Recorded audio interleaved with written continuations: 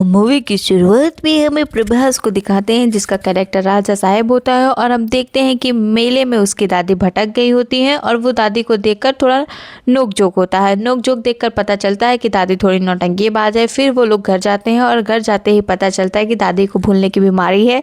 लेकिन दादी सब कुछ भूल जाती है, लेकिन वो दादाजी को नहीं भूलते हैं। दादाजी उन्हें छोड़कर किसी को ढूंढने के लिए चले गए होते हैं, तो उन्हीं के इंतज़ार में वो बैठी होती है। तो तभी राजा साहब को एक दोस्त आता है और वो बताता है कि उसकी शादी तय हो गई है और वो अपने सगाई की फ़ोटो दिखाता है और वो फ़ोटो में ही पीछे राजा साहब के दादा होते हैं, जिसको देखकर वो ठान लेता है कि मैं दादा को अब ढूंढ कर ले आऊँगा दादी के पास। अपने दोस्त से पूछता है कि ये फ़ोटो कहाँ की, तो वो बताता है कि ये चार मीनार की होती है। फिर वहाँ से वो निकल जाता है अपने दादा को ढूंढने के लिए। वहाँ उसका कोई रिलेशन में रहता है जिसको वो कॉल करता है और वो बोलता है कि तुम आ जाओ, यहाँ पे एक इंस्पेक्टर है जो 5 लाख रुपए लेंगे और तुम्हारे दादाजी को ढूंढ देंगे। और वो 5 लाख रुपए लेकर चला जाता है गांव से। तभी रास्ते में उसको एक नन दिखाई देती है जो कि उसको पहली बार में प्यार हो जाता है। बगल में बच्ची बैठी हुई थी जिससे प्रेयर ख़त्म होती है, तो उस लड़की को लेकर चली जाती है और डॉक्टर का चेकअप होता है। तो राजा साहब पूछता है कि उसको क्या हुआ है, तो बताती है नून की हाथ में उसकी एक प्रॉब्लम है जिसको रोज़ चेकअप होता है, जिसके ऑपरेशन के लिए चैरिटी हम लोग इकट्ठा कर रहे हैं।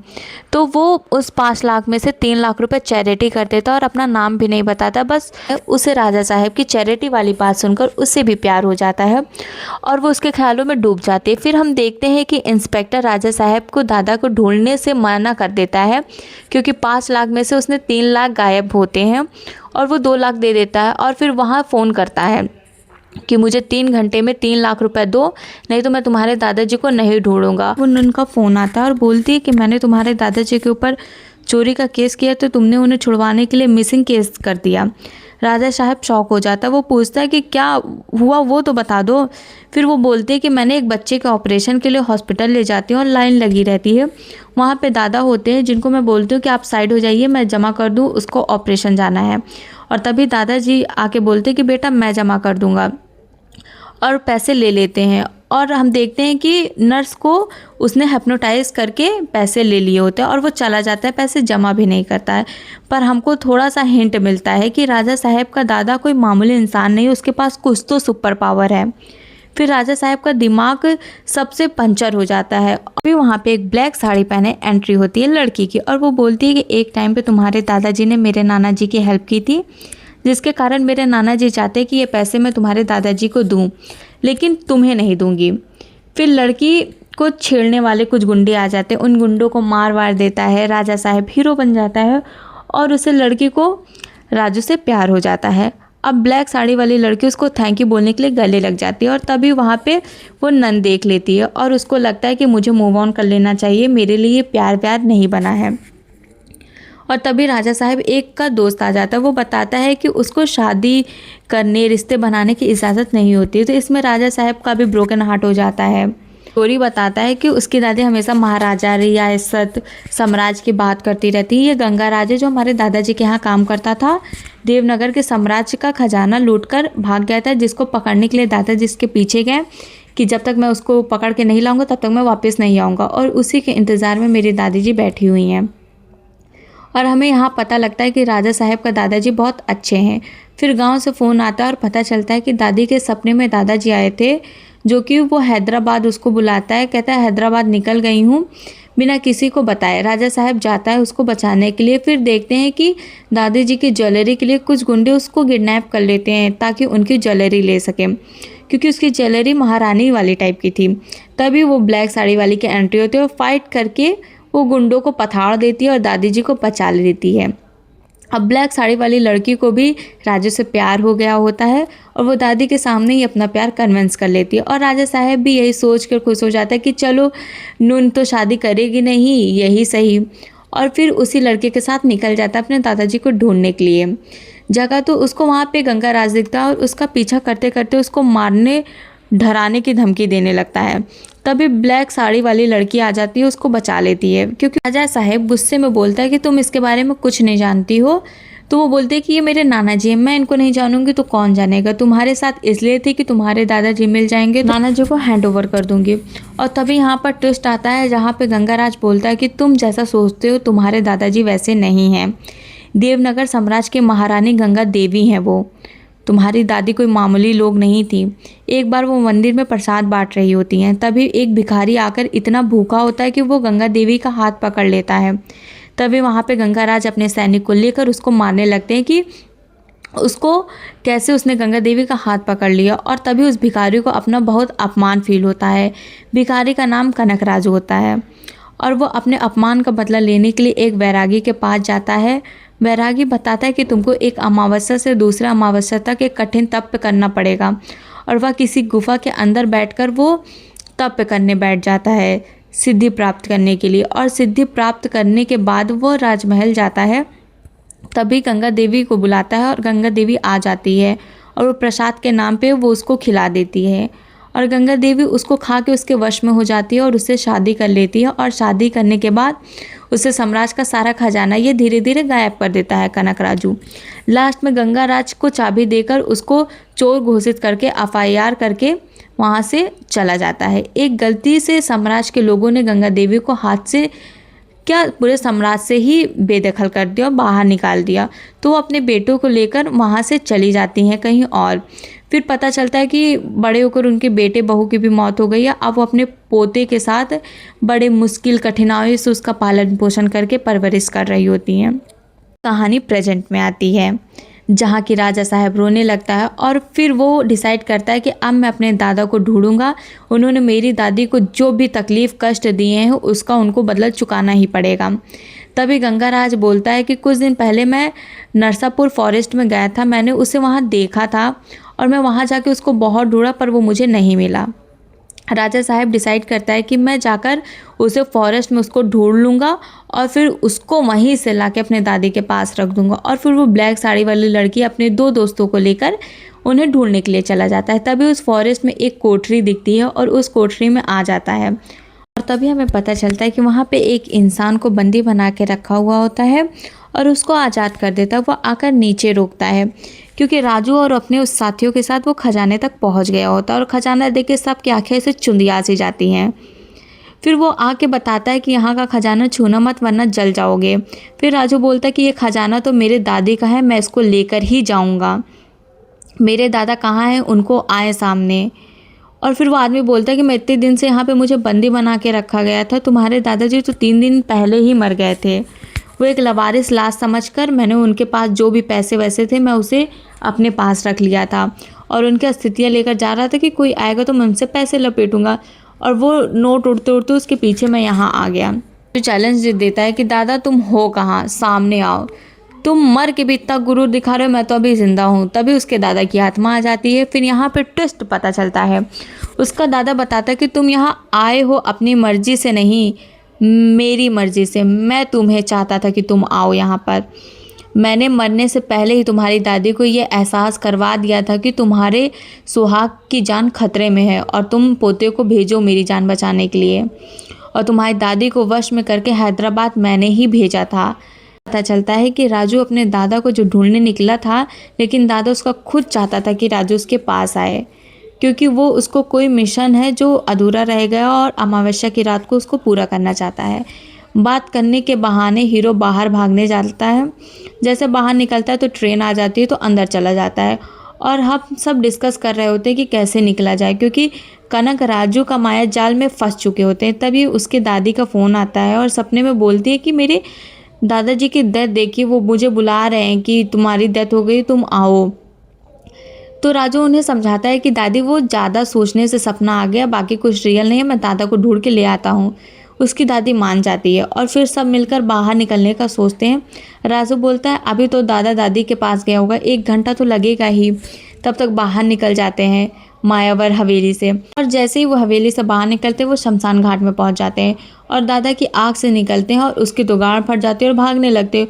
फिर सुबह हो जाती है और राजू का दिमाग लगता है कि ट्रेन के नीचे आती है तो उसके ऊपर से रस्सी बांधकर उसके ऊपर से चले जाते हैं और वो रस्सी बांधता है, सब तैयार हो जाता है। लेकिन राजू का दोस्त के गांड में कीड़ा होता है, उसने कहा है कि मैं जाऊंगा पहले और वो जैसे जाता है वैसे सुलग जाता है। सबकी तो गांड फट जाती है कि अरे देख भोसड़ी का कहीं मर तो नहीं गया है। भाग कर जाते हैं, देखते हैं तो वो जिंदा होता है। फिर बोलता है कि ट्रेन के ऊपर तार होती है विजिबल सी और तब एंट्री मारती है राजू की नून वाली क्रश अपने साथ एक ओवर स्मार्ट भड़वे को लेकर आता है और कहता है पैसा लेकर चला जाऊंगा जो तुम्हारे दादाजी लेकर गए थे। सब समझाते हैं कि दादा की आत्मा नहीं ले जाने देगी, लेकिन उस ओवर स्मार्ट दोस्त के जो गांड में कीड़ा होता है ना, वो गया पैसे सोना देखकर तो उसका मन ही डोल गया और वो दादाजी का सब सोना वोना पहन लिया। तभी उसका दादा गुस्सा आ जाता है, भोसड़ी वाले को संदूक में भर देते हैं। उधर नून अकेली पड़ जाती है और तभी उसकी एक आत्मा देख के तो उसकी गांड फट के वो बाहर चिल्ला के निकलती है और जैसे वो भाग कर आती है तभी उसके पीछे पीछे वो ओवर स्मार्ट भड़वा दोस्त भी आ जाता है। राजू पूछता है कि भोसड़ी कितना कैसे बच गए? तो बोला था कि अरे वो संदूक में हमाका लगा कि हम टपक गए लेकिन जिंदा थे। तभी भटुआ रोमांस करे लगा और तब गाड़ फट के भाग आए। फिर कहानी शिफ्ट होती है रात में, जहाँ वो अपने नून वाली क्रश के प्यार में पागल हो जाता है और राजू जाता है अपनी बात बोलने के लिए। जैसे दादी की कसम खाता है तो दादी का फ़ोन आ जाता है। फिर वो बताते कि मुझे फिर वही सपना आया था और फिर से वो अपने दादी को समझाता है और काट देता है। फिर दादा को याद करता है तो फ़ोटो में से उसकी आत्मा डराने के लिए निकलती है और ये सब देख कर राजू की तो बहुत बुरी फटी होती है, लेकिन वो अपने फेस पे एकदम नॉर्मल रहता है। फिर वो चादर ओढ़कर अपनी पहली क्रश के सामने जाकर कन्फेस करना चाहता है कि कैसे ये सिचुएशन हुई। मतलब गांड फटी पड़ी है लेकिन आशिकी ना छूटे, बता कर कि उसके भड़वे दोस्त ने बोला कि नून को शादी करने प्यार करने की इजाज़त नहीं होती है और मैं तभी उसके पास चला गया। और नून बोलती है कि मैं भी तो तुम्हें पसंद करती थी। तभी सुलगा हुआ दोस्त आ जाता है तो मुझको लगता है कि उसकी जो चुम्मा चाटी किया था जिस गर्लफ्रेंड से वो आ गई है, अब गाड़ मारेगी इसकी, लेकिन सुलगा हुआ दोस्तवा रहता है तो तीनों डर के मारे गाड़ फटी जाती है। फिर सुबह हो जाती है तो राजू बोलता है कि मैं एक पैरानॉर्मल इन्वेस्टिगेटर को जानता हूँ, उसको बुलाता हूँ। वो आके महल को देखकर उसको एहसास हो जाता है और बताता है कि ये कोई चार मंत्र रटा हुआ तांत्रिक नहीं है, ये एक हिपोक्रेट है, ब्रेन के साथ गेम खेलता है। उसे महल की डिज़ाइन को एकदम इल्यूमेटिक स्टाइल में की गई हुई होती है ताकि जो भी देखे वो हिप्नोटाइज हो जाए। वो बूढ़ा किसी को भी हिप्नोटाइज करके ट्रांस में लेकर चला जाता है। तो राजू बोलता है कि हम कुछ नहीं कर सकते। तो पैरानॉर्मल इन्वेस्टिगेटर अंकल बोलता है कि अगर थॉट को कंट्रोल करके ब्रेन को एक ही पैरेलल यूनिवर्स क्रिएट कर सको तो कुछ हो सकता है। तो राजू बोलता है कि कैसे करते हैं? तो आईपीएस अंकल बोलता है कि और ट्राई करके बताता हूँ, तुम कहीं जाना चाहते हो? तो राजू कहता है कि मैं समुंदर के पास मेरा जाने का बहुत मन है लेकिन कभी जा नहीं पाया। तो उसको बोलता है कि और तुमको विजुलेशन के जरिए तुमको लेकर जाते हैं। तो राजू बैठता है और गहरी सांस लेने को बोलता है और विजुलाइज करवाता है, उसको समुंदर के पास ले जाता है और जैसे ही वो आंखें खोलता है वो समुंदर के पास पहुंच जाता है और उसकी आंखें ओपन होती है तो सामने समुंदर ही होता है और वो वहाँ पे पल्स इकट्ठा कर रहा होता है। अभी कनक राजू का माइंड गेम स्टार्ट हो जाता है और जैसे उसके पैर के पास समुंदर की लहरें पड़ती हैं वो खून की नदी में बदल जाती है। वो वापस माया जाल के पैलेस में चला जाता है और दादाजी के किसी कमरे में मंत्र बोल रहे होते हैं और उसको आईपीएस अंकल बोल रहे थे कि नो राजू वहाँ मत जाओ, तुम वापस आ जाओ। लेकिन उसका दादा का इतना पावर हिपोक्रेट स्ट्रांग था कि उसकी आवाज़ ही नहीं जा रही थी और फिर जाके बोलता है कि वहाँ पे वो मंत्र पड़ा। उस कमरे में जाता है तो देख रहा है कुआं के पास बैठ के उसके दादा किसी को काट रहे होते हैं। तो तभी डर के मारे वो उठ जाता है। तो आईपीएस अंकल पूछते हैं कि वो कुआं कहाँ पे था।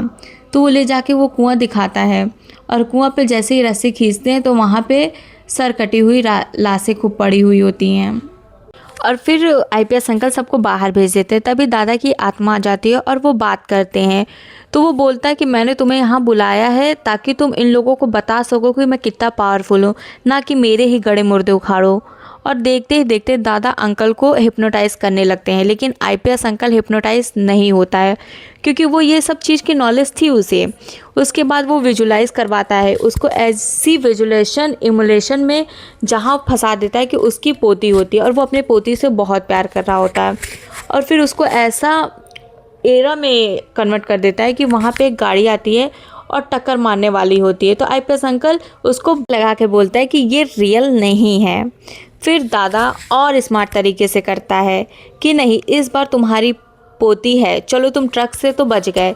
लेकिन वो थोड़ी ब्रेक मारने के बाद एकदम किनारे आ जाता है जहाँ पर गाड़ी गिर भी सकती है तुम्हारी मोती। उसकी पोती रो रही थी कि दादा बचाओ, गाड़ी गिरने वाली होती है। आईपीएस अंकल फंस जाते हैं उसकी माया जाल में। वो यकीन कर लेते हैं कि हाँ मैं ऐसी जगह पे फंसा हुआ हूँ, और गाड़ी गिरने वाली होती है और बारिश तेज होती है, गाड़ी फिसलने लगती है और आईपीएस अंकल डरने लगता है। जैसे ही पता चलता है कि वो दादा का इल्यूजन पैटर्न में फंस चुका हो, वो अचानक से वहाँ से वापस आ जाता है और वो बताता है कि उसने मुझे अपने काबू में कर लिया था।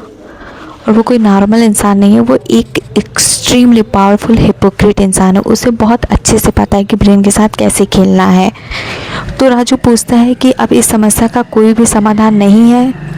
बोलता है कि एक बुक निकालता है, उस बुक में लिखा होता है कि ईश्वर के द्वारा दिए गए मनुष्य को एक वरदान है जिसमें 7 चक्रा एक्टिव करने से उसको ईश्वर का और ब्रह्मांड की शक्तियाँ उसे मिल जाती हैं। ब्रह्मांड उसके फेवर में चीज़ें करता है। एक और पॉइंट होता है जिसे बताने से पहले ही दादा उस डायरी को जला देता है और उस आईपीएस अंकल को मार देता है, और फिर पूरे घर में जितने लोग होते हैं उनकी सबकी फट के बाहर आ जाती है। राजू दिमाग लगाता है कि हम लोग चलते चलेंगे, ऐसे सोचेंगे कि हम लोग शिप में बैठे हुए हैं और बस निकल जाएंगे गेट से।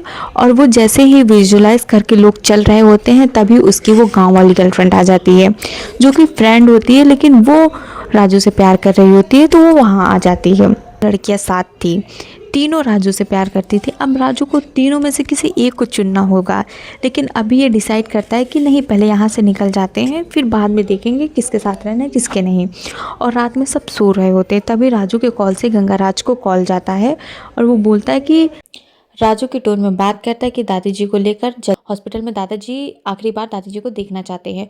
तो अगले दिन राजू की दादी को मंदिर में होती हैं, गाय माता को खाना खिला रही होती हैं। तभी गाय माता गुस्सा जाती हैं और तभी होता है कि कुछ तो अनहोनी होने वाली है। पता है, गंगाराज आ जाता है, उसको समझाना पड़ता है कि नहीं माता, मैं गलत नहीं हूँ। बताता है कि दादाजी मिल गए हैं, जिनकी तबीयत खराब है, वो हॉस्पिटल में आपसे मिलना चाहते हैं। तभी ये जान के दादी बेहोश हो जाती है और उनको हॉस्पिटल में एडमिट करवाए होते हैं। तब गंगा राजू बोलता है कि तुमने जहाँ बोला था वहाँ लाने से पहले हॉस्पिटल लाना पड़ा क्योंकि दादी को हार्ट अटैक आ गया। तो राजू बोलता है कि मैंने कब कॉल किया, मैंने तो कोई कॉल ही नहीं किया। और फिर राजू गुस्से में गार्डन में बैठता है और गाड़ी में बैठ के निकल जाता है, इसीलिए विजुलेशन से कि मैं निकल जाऊंगा और मैं दादी के पास पहुंच जाऊंगा। और वो निकल भी जाता है, उसको कोई रोक भी नहीं पाता है और हॉस्पिटल पहुंच भी जाता है। जैसे हॉस्पिटल पहुंच के गंगाराज के पास जाता है, वो पूछता है कि मेरी दादी कैसी हैं, कोई कुछ बोल क्यों नहीं रहा है, कोई सुन ही नहीं पाता। तभी दादाजी पीछे से आते हैं और कहते हैं कि तुम भूल रहे हो कि तुम मेरे माया जाल में फंस चुके हो। तुम्हें लग रहा होगा कि तुम हॉस्पिटल पहुंच गए, लेकिन तुम अभी भी नहीं पहुंचे हो। तुम्हें यकीन ही नहीं हो रहा है, तुम सुन ही नहीं सकता, तुम्हें कोई ना कोई तुम्हें देख सकता है। तभी जो गुस्से में जाकर सबको बाहर निकालकर और हवेली में खुद घुस जाता है, लकड़ी में आग लगाकर। जैसे कि दादाजी ने बोला था कि पैसे और खजाने में ही उसकी रूह बसी है, और वो उसी में आग लगाने लगता है। तभी दादाजी का गेम स्टार्ट हो जाता है और जैसे ही वो पैसों में आग लगाता है, दादाजी उसको रोकने के लिए फिर से एक ऐसा इल्यूलेशन में उसको डाल देते हैं कि तुम पैसों को आग नहीं लगा रहे हो, तुम एक्चुअली में हॉस्पिटल में पहुंच गए थे और तुम पैसों की जगह अपनी दादी को खुद ही आग लगा रहे हो, तुम खुद ही अपनी दादी को मारने की वजह बन रहे हो। तो बोलता है कि नहीं, दादी नहीं है, ये पैसे ही है। लेकिन वो इतने तगड़े से माइंड गेम खेलता है ना कि वो थोड़ा कंफ्यूज हो जाता है। तो वो सोचता है कि नहीं, ये तुम्हारी दादी ही हैं। यकीन मान लेता है, वो जले हुए पैसों को बुझाने लगता है और वो रोने लगता है कि मेरी दादी को मैंने खुद आग लगा दी, और फिर वो आग बुझा देता है। अब राजू अपने ब्रेन पर वापस फोकस करता है कि मैं गाड़ी पर बैठा, वहाँ से निकला और सीधे निकल गया, मैं हॉस्पिटल पहुँच भी गया था, मैं हॉस्पिटल पहुँच के भी मैं यही था। तो इसमें इतना कंफ्यूज हो गया। फिर वो सोचा कि नहीं, मैं हॉस्पिटल पहुँच गया था, ये मायाजाल है, और वो हॉस्पिटल पहुँच गया होता है। अब दादी के पास बैठकर रो रहा होता है कि मैं कैसे अपने दादी को बचाऊं, कैसे बचाऊं, और खूब रोने लगता है। जो कि हॉस्पिटल वाला भी सीन उसका एक भ्रम ही होता है। तभी हम देखते हैं कि दादा की कहीं से भेजी हुई प्रेत, भूत प्रेत दादी को मारने लगती हैं इधर से, और राजू बहुत परेशान हो जाता है। वो इधर से उसको भगाता है, उधर से भगाता है, और वो बहुत ज़्यादा इमोशनली हो जाता है और उसका इमोशन एकदम से मिक्स हो जाता है कि वो एक टाइम पर अपनी दादी से बेहद प्यार करता है। वो कहता है कि मैं दादी यहीं रहूँगा, मैं आपको बचाओ लूँगा, लेकिन मैं एक्चुअली में वही उसी पैलेस में रहता है कि मैं बचा लूँगा। वो बोलता है लेकिन वो बचा ही नहीं पाता है, मैं तुम्हें कुछ नहीं होने दूँगा, उठो। फिर वो जाता है, कहता है कि दादी मैं तुम्हें कैसे बचाऊँ, मेरे पास तुम्हारे लिए सिर्फ मेरा प्यार ही है, मेरे पास और कुछ भी नहीं है कि मैं तुम्हें बचा पाऊँ, बस मेरे पास जो भी है वो तेरे लिए ही प्यार है। मेरी उठो दादी माँ, तुम मुझे खाना खिलाती थी, तुम मुझे बहुत अच्छे से बनाती थी। और फिर एक टाइम पर उसके अंदर सारे इमोशन हावी हो जाते हैं, गुस्सा भी होता है, डर भी होता है, प्यार भी होता है, और अपनी दादी को मतलब ऑल इमोशन एक साथ उसके साथ मिक्स हो गए। और तभी जब बोलता है कि दादी तुम खाना बहुत अच्छा बनाती थी, तो दादी ने एक बात बोली थी कि मैं महारानी थी, मैं कभी खाना वाना नहीं बनाती थी। जैसे ही वो सोचता है तब वो हंसने लगता है, वो खुश हो जाता है। मतलब वो इतना इमोशनली स्ट्रांग हो गया था कि वो अपने ही दिमाग में एक अलग पैरेलल यूनिवर्स बनाने लगता है कि जहाँ उसकी दादी वापस से महारानी के रूप में होती हैं, उसी एटीट्यूड से, उसी थॉट से वहाँ से चलकर आ रही होती है, सिंहासन पर बैठती हैं। और वो बोलता है कि दादी मैं राक्षस को कैसे मारूं, मेरे पास तुम्हारे प्यार के अलावा और कुछ नहीं है, मैं क्या करूं, मुझे कुछ नहीं समझ में आ रहा। तो दादी कहती हैं कि हम लोग मिलकर मारेंगे, इस शैतान को मरना ही पड़ेगा। और फिर यहाँ हमको पता चलता है कि वो अपने उस इमोशन को कनेक्ट कर लिया था, अपने 7 चक्रा में से 4-5 चक्रा एक्टिव कर लिया था अपना एक अलग पैरेलल यूनिवर्स से, जहाँ पे उसके दादा जो उसके साथ माइंड गेम खेलते थे 2 यूनिवर्स बना के, वो उसमें अपना खुद का पैरेलल यूनिवर्स बना लिया था। क्योंकि हमें चढ़ा हमारे तब एक्टिव होते हैं जब हमारे इमोशन एक साथ होते हैं। तो उसके सारे इमोशन एक साथ होकर उसने अपने ही माइंड में एक पैरेलल यूनिवर्स बना लिया था जो खुद का था, उसमें वो दादा का कोई भी पावर नहीं घुस सकता था। उसको उस वहाँ से निकाल के अपने पैरों वाली यूनिवर्स में पहुँच गया होता है, जहाँ सिर्फ उसकी दादी थी, जहाँ उन दोनों का प्यार ही पावर था। और तभी राजू बहुत खुश हो जाता है और हंसने लगता है, और दादा को लगता है कि ये मेरे साथ ही गेम खेल रहा है। वो कंफ्यूज हो जाता है और फिर आग खोलकर उसके पैसों पर आग लगा देता है। तो फिर दादा की आत्मा आ जाती है और कहता है कि तुम्हें क्या लगता है इससे कुछ होगा। और तभी पानी आ जाता है और पानी भर जाता है और उसमें से एक मगरमच्छ निकलता है। वो उससे लड़ाई करता है। राजू कहता है ये मगरमच्छ नहीं है, ये बिल्ली ही है। दादा कहता है नहीं ये बिल्ली नहीं, ये मगरमच्छ है, तुझे मार डालेगा, तुझे खा जाएगा।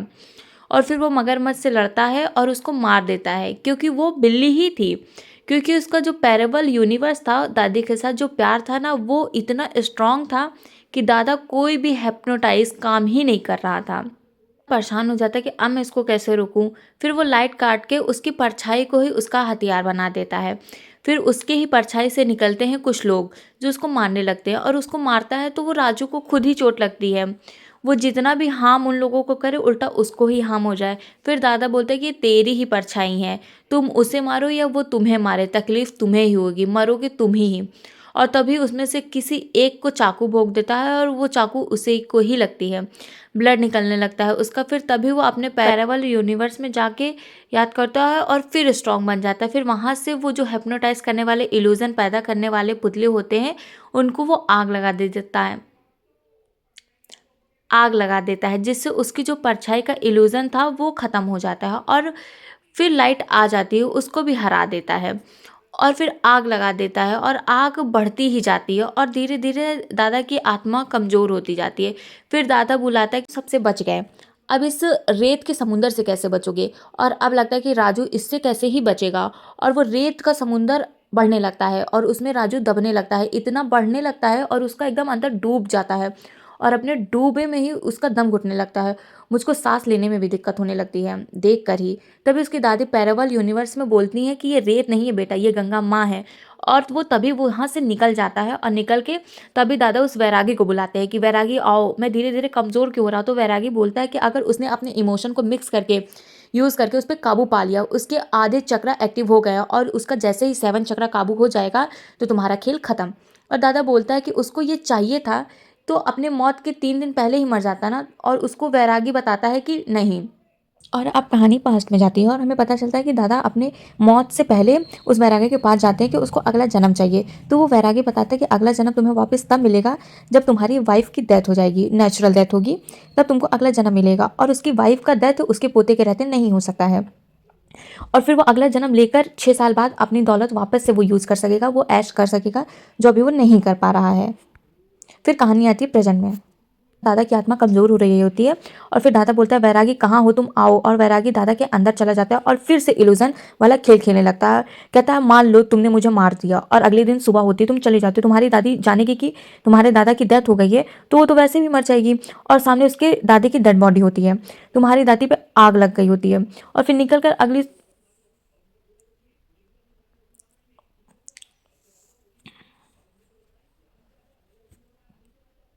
अगली सुबह तुम्हारी दादी की डेड बॉडी पड़ी है और वो सोचने लगता है कि अभी मेरी दादी की ये डेड बॉडी कैसे मर गई। फिर से वो इमोशन काबू होने लगता है, फिर से वो वीक होने लगता है, कमज़ोर होने लगता है। और जैसे ही राजू के इमोशन कमज़ोर होने लगते हैं तभी बैरागी और दादा मिलकर एक वर्जन क्रिएट कर लेते हैं, क्योंकि बैरागी दादा में समा गया होता है तो वो मोर पावरफुल हो गया होता है।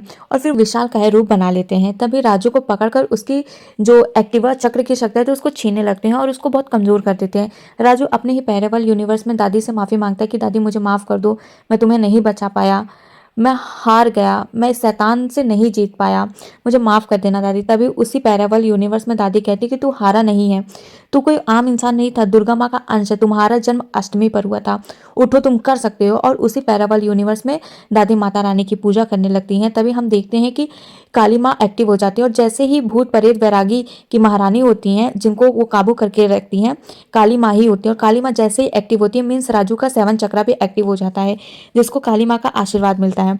और जैसे ही काली माँ का 7 चक्र एक्टिव होता है वैसे ही राजू के पास एक पावर आ जाती है, उसमें से एक रोशनी की चमक से निकलती है और उसके पास एक हथियार आ जाता है जिससे वो दादा वैरागी दोनों को एक साथ मार देता है और वहां पर खत्म हो जाता है दादा का किस्सा। मरते ही दादाजी को भूल गई होती हैं। माया जाल था, उसके मरते ही वो माया जाल खत्म हो जाता है। मूवी यहीं पे खत्म होती है। तो आपको मूवी कैसी लगी कमेंट में बताइए। Thank you for watching.